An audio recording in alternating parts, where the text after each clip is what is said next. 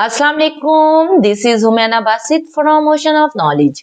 तो आज हम कर रहे हैं मैथड की एक्सरसाइज 10.2 का क्वेश्चन नंबर 4, जो कि है if the arms of two angles are parallel.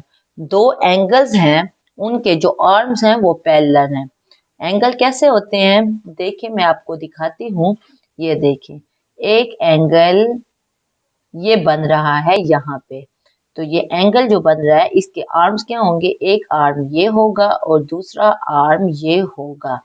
तो इसको अगर हम पॉइंट ए कह देते हैं, इसको बी कह देते हैं और इस पॉइंट को सी कह देते हैं और इस एंगल को हम 1 कह देते हैं।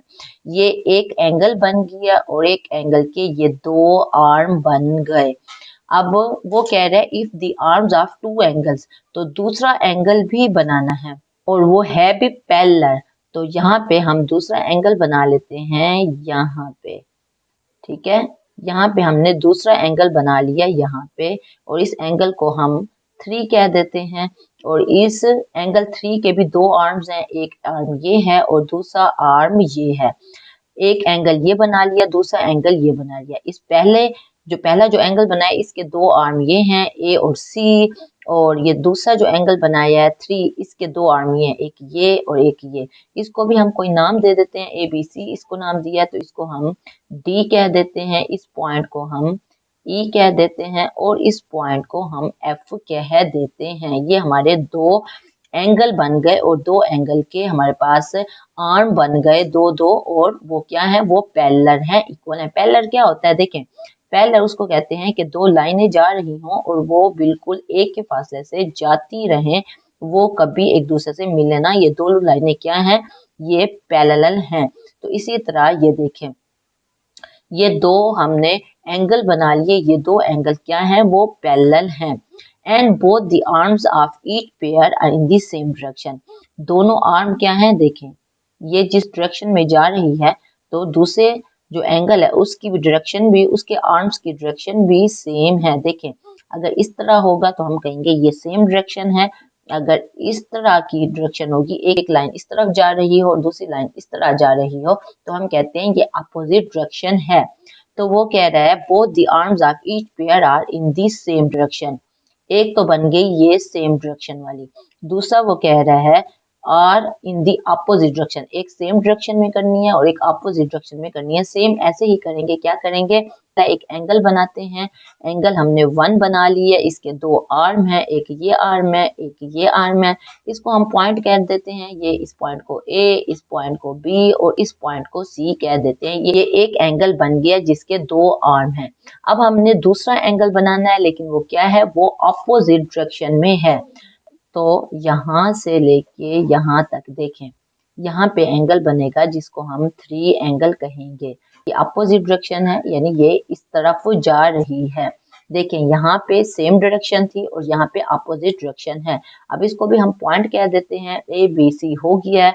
तो इस पॉइंट को डी कह देते हैं, इस पॉइंट को ई कह देते हैं और इस पॉइंट को एफ कह देते हैं। अब हमारे पास एक सेम डायरेक्शन वाली और एक अपोजिट डायरेक्शन वाली डायग्राम बन गई। अब हमने साबित करना है कि एंगल 1 और एंगल 3 जो है वो क्या है, then prove that these angles are congruent. हमने प्रूव करना है कि एंगल 1 और एंगल 3 कंग्रुएंट है। इसी तरह यहाँ पे एंगल 1 और एंगल 3 कंग्रुएंट है। कंग्रुएंट यानी कि इक्वल है, आमने सामने है, बिल्कुल एक जैसे हैं। तो यहाँ हम अपनी आसानी के लिए यहाँ पे एक एंगल बनाएंगे, इसको एंगल 2 कह देंगे। इसी तरह यहाँ पे एंगल कहेंगे, यहाँ पे एंगल 2 हो जाएगा। तो अब हम चलते हैं सॉल्यूशन की तरफ। तो देखें, ये दो डायग्राम बन गए, ये सेम डायरेक्शन वाली है और ये अपोजिट डायरेक्शन वाली है। तो हम गिवन में लिखेंगे जो बात गिवन है, हमें मालूम है इन बोथ द फिगर्स, दोनों फिगर्स में ए बी पैरेलल है ई डी के। ए बी जो है वो पैरेलल है ई डी के। देखिए, ये दोनों लाइनें आपस में पैरेलल हैं, बिल्कुल आमने सामने हैं। एंड बी सी पैरेलल है ई एफ के। बी सी पैरेलल है ई एफ के, तो यहाँ भी सेम है, बी सी पैरेलल है ई एफ के और ए बी पैरेलल है ई डी के, ठीक है। तो अब हमने प्रूव क्या करना है, हमने प्रूव करना है दोनों फिगर्स में, इन बोथ फिगर्स एंगल 1 जो है वो बराबर है, कंग्रुएंट है, इक्वल है एंगल 3 के। यानी एंगल 1 और एंगल 3 बराबर हैं अगर सेम डायरेक्शन हो, एंगल 1 और एंगल 3 बराबर हैं अगर अपोजिट डायरेक्शन हो। तो अब हम ये बात प्रूफ करेंगे, साबित करेंगे। तो देखें प्रूफ में देखें, बी ए पैरेलल है ई डी के, बी ए पैरेलल है ई डी के, ये बात गिवन है, ये हमें मालूम है। देखें बी ए जो है वो एक तरफ से एरो नहीं बना हुआ, आर्म्स जो है यहाँ से स्टार्ट हो रहा है, एक तरफ एरो बना हुआ है, तो बी ई के ऊपर हमने एक एरो लगा दिया इस तरफ। इसी तरह ई डी जो है वो भी यहाँ इस तरफ एरो नहीं है क्योंकि यहाँ से एंगल शुरू हो रहा है, तो एक तरफ एरो है तो ई डी के ऊपर एक एरो लगा दिया।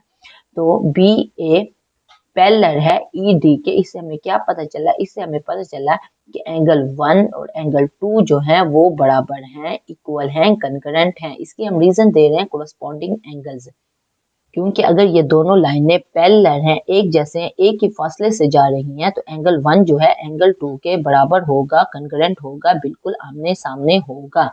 इसी तरह हम दूसरी बात कर रहे हैं, बी सी जो है, दूसरी लाइन जो है, दूसरा आर्म जो है एंगल 1 का वो बी सी है, तो बी सी पैरेलल है ई एफ के, यानी जो दूसरा एंगल है उसके दूसरे आर्म से, यानी कि बी सी पैरेलल है ई एफ के, बी सी पैरेलल है ई एफ के। इस वजह से एंगल 3 जो है वो बराबर है एंगल 2 के, बराबर है, कंग्रुएंट है। इसकी भी हम रीजन दे रहे हैं कोरस्पॉन्डिंग एंगल्स के, बिल्कुल सामने सामने एंगल्स हैं। तो इससे क्या पता चला, देखिए 1 से पता चला कि एंगल 2 जो है वो 1 के कंग्रुएंट है, बराबर है। 2 से पता चला एंगल 2 जो है वो 3 के भी कंग्रुएंट है, बराबर है। तो इन दोनों से हमें पता चला एंगल 1 और एंगल 3 कंकरेंट हैं, बराबर हैं। एंगल 1 और एंगल 3, एंगल 1 और एंगल 3 बराबर हैं, आमने सामने हैं, बिल्कुल एक जैसे हैं। तो फ्रॉम 1 एंड 2 हम ये बात प्रूव कर चुके हैं और यही बात हमने प्रूव करनी थी। तो कोई कंफ्यूजन हो, कोई मसला हो, कोई बात समझ ना आई हो, आप नीचे कमेंट में पूछना, मैं इंशाल्लाह कमेंट बॉक्स में उसका डेफिनेटली जवाब दे दूंगी। तो अपना ख्याल रखिएगा। ओके, फिर अल्लाह हाफिज़।